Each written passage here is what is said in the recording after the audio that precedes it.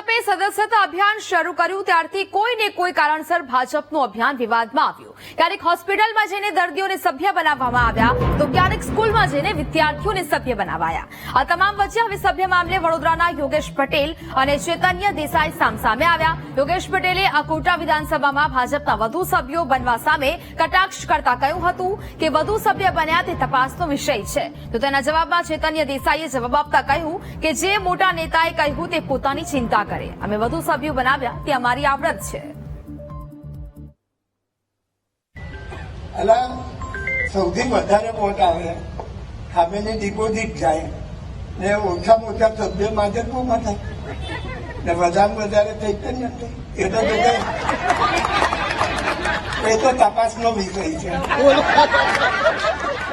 કારણ કે આપણે જે સભ્ય પહેલા કર્યા ને બધા એમાં જતા રહે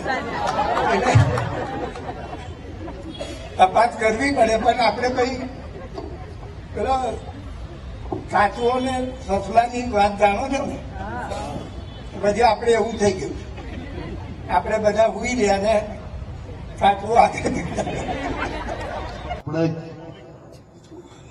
મોટા નેતા એવું કીધું કે અકોટા વિધાનસભામાં સંશોધનનો વિષય છે કે હવે આટલા બધા કાર્યકર્તા લોકોએ પ્રાથમિક સભ્ય કર્યા કેવી રીતે.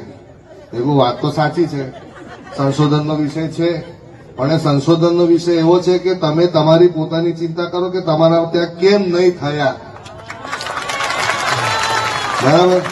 એમને એવું પણ ઉદાહરણ આપ્યું કે પેલા સસલાના કાચબાની રેસ એક આના પેપરમાં આવ્યું કે ખબર નથી મને, પણ એનું બી ઉદાહરણ આપ્યું. તો મેં જો સાચું કરીને બતાવ્યું ને તો લોકોએ તો વાર્તાઓ સાંભળી આટલા વર્ષથી. કોઈ જોઈ છે રેસ?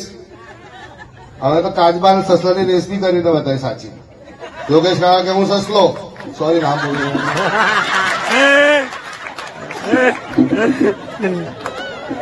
કાકા કે હું તો સસલો. આ મારા બેઠો કે ધીરે ધીરે ધીરે કરીને પાસ થઈ ગયો. મેં કહ્યું હા એ તો અમારી આવડત છે, એવું હવે કરતા જ રહે છે ધીરે ધીરે, પણ આગળ પહેલું આગળ સૌથી આગળ જવાનું.